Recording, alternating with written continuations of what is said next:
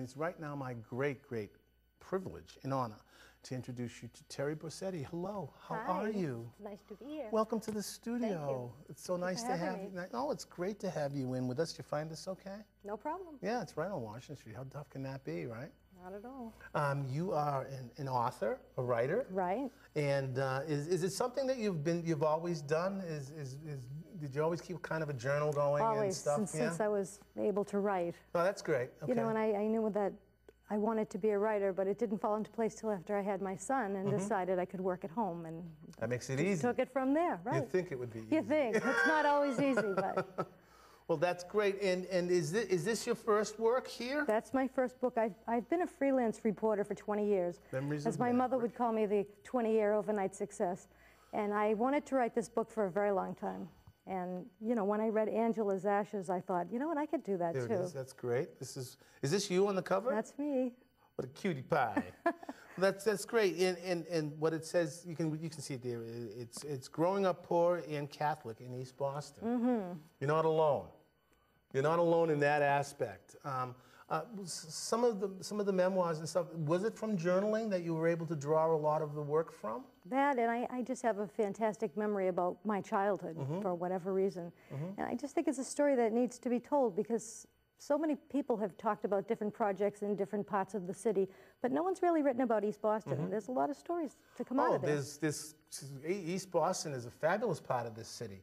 You know, it's not the airport. No, it isn't. It's not just the airport. It's not just a parking spot. No, it's not. There's a whole history of people that have lived, families that have been there forever. Generations, absolutely. And people living in the same houses, passed down. There's all that culture there. And where did you go to school in East Boston? Well, I went to the Holy Redeemer, the Fitton School, which I used to live in the Maverick Square housing projects, which are gone. So a lot of the kids went to that school there. I have an old friend that went there, Sal Baglio, the Stompers went to school there. My good friend Sal. You know Sal? Yeah, I do. Yeah. Was he dipping your hair in the inkwells? No, nothing like that. Not that long ago. Listen to me. I'm putting in the age on here. Inkwells. I'm sorry about that. But did you have sisters at St. Joseph's? We had I think they were I forget what kind of. Yeah, but they were nuns. Yeah. Generally mean. Yeah, I had nuns. I went to grammar school in the '60s when nuns, you know. They had all of the habits, no feet. They just kind of glided across the floor. And the punishments and the discipline, and anybody who's been there can totally relate. Now, when you're talking about this, only part of it is your school, right? Right. The rest, it's a childhood memoir, really, about what it's like to grow up in a poor situation in the projects. In an all-Italian neighborhood at the time. It was all Italian, of course. You know, it's changed since then. But, you know, there's good and bad memories, just like anyone has. But, you know, I also talk about things like the rides at Revere Beach and going to the Enchanted Village at Christmas time. Sure. You know, a lot of things. And baby boomers, I think, can all appreciate the memories that are in. It's pretty nostalgic, I think. Well, yeah, and I think that it's not just a story about East Boston. I think it's a story about Boston. I think there's a lot of Boston in all the little in cities are basically the same. All the different neighborhoods, the same kind of traditions and things go on.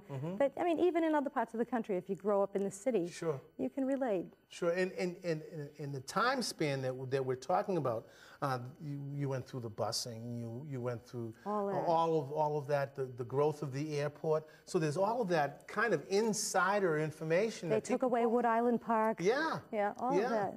I mean, there's a lot of that kind of information. The tunnel coming over and the new tunnel, and it can make for, you know.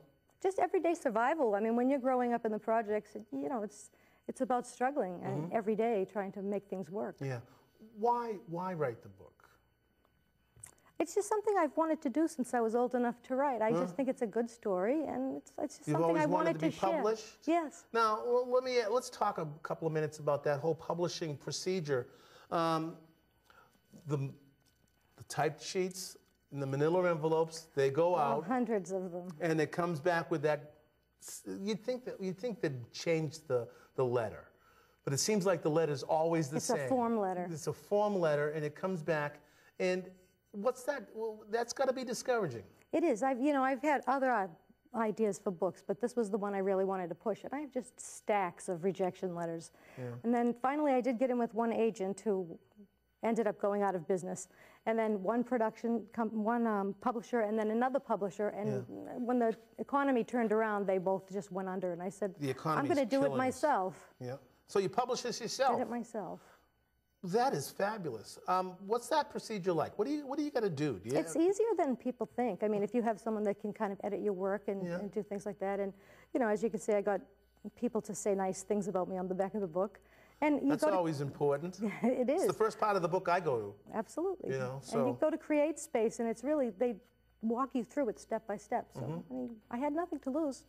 Now, and getting it into the coffee houses and getting it into the bookstores, the local bookstore and stuff like that, do you actually have to come and knock on the door and say, hey, I got a book about, you know? Well, yeah, you do. You have to take every shot you can take. And that's what I'm doing currently. Are you doing that yourself? Yeah, absolutely. And of course, there's my website, and people are... What is the website? It's memoriesofmaverick.com. That's great. One of the best things that have happened is of course, everyone in there's names have been changed. To protect the, to protect the innocent. Whoever. But about a month ago, I got an email from someone who I wrote about in the book that lived across the hall from me growing up. And he lives in Luxembourg, and he happened to read the book and got in touch with me. It was really good. Are you finding that it's a bigger draw for people from East Boston? People kind of surfing through there because they know you. You're from the area. Yeah. It's not like they don't know who Terry is. Some of that, and then just, I don't know, it keeps selling, and I don't know who's buying it, but someone where are they going is. to get it? How do you get it? Most people are just buying it online. Online? I'm still working to get it in stores, but that's a big job. Now, when someone buys it online, you get an email, you put it in a box and send it off. It's just handled by Create Space. I don't even have to do that. all of the work? Absolutely. Oh, really? So they're like a cafe press type place where they do all of the putting it together. They make it very easy. So it works for me. I've got others on the way, and we'll see how that goes. You do? You have something? Yeah. What's in the works? But the next one I'm coming up with is almost it's almost finished. It's about the whole disco era of the 70s and how it swept through East Boston and Revere. And I think that'll be fun I've been to for the a lot of... ballroom. Lucifer's in Kenmore Square. Oh, all those I know places. all that stuff. Flicks and... Yeah, the first one was Tony C's. Were you really? Tony C's? Remember that in the Hint, yeah. Now, were you a disco platform shoes? I was, the whole big platform shoes and, you know, spiky hairdo and everything. That's I had a ball. I did too. It was great. Yeah, those were good times. That's great. That sounds very exciting. And I know there's a lot of people out there that are going to want to remember and go through that. It's nice to look back, no matter where you are. I think looking back books, I think memoir books, there's a lot of, oh, yes, I remember. that. Yeah, I get that a lot. Anyone who's read it has remarked on the nostalgia. They like that part. That makes it fun. Yeah. You know, it makes for a fun read. Why the Catholic hook? Well, that was a big part of it. I mean, I went to first grade at 5 years old. You know, you had your nuns and priests, and you go to church on Sundays, and you know that was just a part of forming who I ended up. It gives you a little something to work out for the rest of your life. Yeah. And, well, no, it does. You know. I think it's a great foundation. I'm Catholic, and I teach in a Catholic school, so I think the foundation is cool. But was East Boston in the day primarily Catholic? It was Italian. Well, yeah, it was mostly Italian back then. So yeah, you had that, and there was a Sacred Heart, I think, in East Boston too. Yeah. Now, when things started to change, how long did you live in East Boston? We moved when I was almost 13. Okay.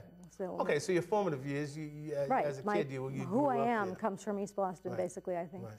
Well, I think that's fabulous. I had a blast writing it, and I just, you know, I hope people have as much fun reading it. Do you have a pile of journals someplace that you go through? Oh, I have many. You know? Yes, I do. I mean, that's got to be part of it, I think. I have boxes all over the house. It's the family thing.